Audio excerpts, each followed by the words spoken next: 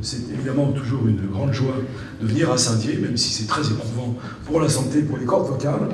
Je voudrais d'abord dire un mot, si vous me le permettez, sur les deux thèmes de ce festival qui ont fait couler pas mal d'encre dans la presse, mais aussi pas mal de salive dans la communauté, puisque, rappelez-vous, cher Bertrand, cher Louis, qu'on nous a reproché l'année dernière d'avoir choisi des thèmes qui ne sont pas dans les programmes.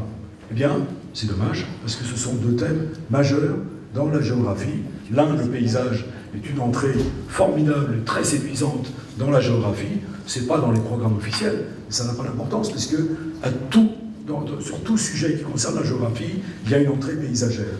Donc, quand on veut séduire, et c'est le but du Festival international de géographie, on est là pour faire aimer la géographie, on n'attire pas les mouches avec du vinaigre, et le paysage, c'est du miel. Le paysage, c'est un moyen de faire aimer la géographie, donc on ne regrette pas d'avoir choisi ce thème, je crois, et les participants très nombreux ne le regrettent pas non plus. Quant à la Turquie, chers Ozan et chers amis turcs qui sont ici dans la salle, ça va venir. Ça va revenir, ça va revenir. On nous a dit, oh ben non, il ne faut pas choisir la Turquie, vous vous rendez compte, tout le monde crie sur la Turquie, on conteste, etc. Et on a dit, ah oui, justement, c'est un pays très important, qui est en Europe, ou aux portes de l'Europe, selon l'Europe, ce qu'on entend par le mot Europe, en tout cas, qui est un pays ami. Et si nous, géographes, qui travaillons, un certain nombre d'entre nous travaillent sur la Turquie depuis très longtemps, si nous, géographes, ne portons pas un discours raisonnable sur ce pays, n'essayons pas d'expliquer quelles sont ses particularités, quelle est sa personnalité, qui le fera? On va laisser des écrivains plus ou moins bien informés, des journalistes qui ont fait des missions courtes dans le pays dire des choses qui sont parfois superficielles. Nous, on a les choses à dire. Eh bien, l'expérience a réussi. On a pu parler pendant 2 jours et demi de la Turquie, dire des choses sur lesquelles tout le monde n'était pas d'accord, mais de la manière la plus sereine possible. Et c'est ça le but du FIG, c'est de dire des choses avec de la science et en même temps du sérieux sans se prendre au sérieux, ce qui est l'esprit même de ce festival international de géographie. Donc la géographie, vous le savez, vraiment ça va être difficile, pour ceux qui va me rendre service, merci cher Alex. Merci. Donc, la géographie, vous le savez... J'arrive. Je voudrais essayer la teinture mère d'Eresibum. 25 août, dans un verre.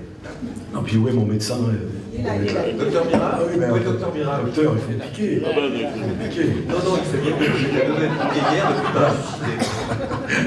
D'accord. Donc, nous, géographes professionnels, et on vous remercie, tous ceux qui sont contribuables, puisque vous nous permettez, en nous finançant, nous qui sommes chercheurs, professeurs, etc., d'enseigner sur le sujet que nous aimons, de faire de la recherche sur les sujets que nous choisissons. C'est absolument merveilleux d'être universitaire ou chercheur. Eh bien, nous avons la faiblesse de penser que la géographie est nécessaire au monde contemporain, que l'ignorance géographique, comme ça a été dit souvent ici, est une sorte d'arme de destruction massive, que les guerres naissent de l'ignorance géographique, que les racismes, l'ensemble des problèmes de la planète naît bien souvent de l'insuffisante culture géographique. Donc, nous sommes très heureux d'avoir ici ce festival qui nous a été offert en 1990 par Christian Pierret, juste après son élection, qui voulait, certes, glorifier sa ville, le faire connaître au monde entier, mais qui, chemin faisant, nous a fait connaître nous aussi, puisque la géographie pâtit depuis très longtemps d'un déficit de notoriété et d'amour en France, depuis très longtemps, au moins depuis la Seconde Guerre mondiale, où elle a du mal à être aussi populaire que peuvent l'être maintenant l'histoire, l'archéologie, même la philosophie.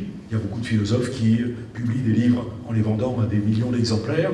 C'est encore un peu difficile pour les géographes, mais nous sommes sur la bonne voie grâce au FIG, grâce au Festival international de géographie, qui attire 50 000 personnes, ce qui veut dire donc en 23 ans, faites le calcul, ça fait combien? 500 000, 1 million et quelques clients du Festival international de géographie, et bien plus si l'on considère que nous faisons connaître la géographie grâce à la presse écrite, grâce à la presse audiovisuelle, que nous la faisons connaître à la France entière et au monde entier, puisqu'il y a aussi la presse étrangère qui vient ici. Festival, c'est quelque chose de très important, ce n'est pas un congrès de géographes, là aussi, on le répète chaque année, c'est vraiment Un festival, c'est une géographie ludique, festive, où on parle de choses très très sérieuses, mais sous l'angle le plus agréable possible, sous l'angle le plus séduisant possible. Donc nous espérons beaucoup que ce festival, rapidement, va faire sortir la géographie du bois, parce qu'il ne faut pas oublier que la géographie, ça procure du travail aussi. C'est assez difficile, quand on est archéologue, de trouver un emploi à vie. Non pas que l'archéologie ne soit pas importante, mais il y a très peu de postes, tandis que nos étudiants en géographie, eh bien, en général, trouvent des emplois qui correspondent à leurs études. Et c'est la raison pour laquelle je veux vraiment saluer l'initiative de Christian Pierret de créer très prochainement ici une école supérieure de géographie appliquée qui permettra de faire rayonner la géographie française et européenne et mondiale dans tous les milieux. Vraiment, c'est une nécessité pour le monde de demain.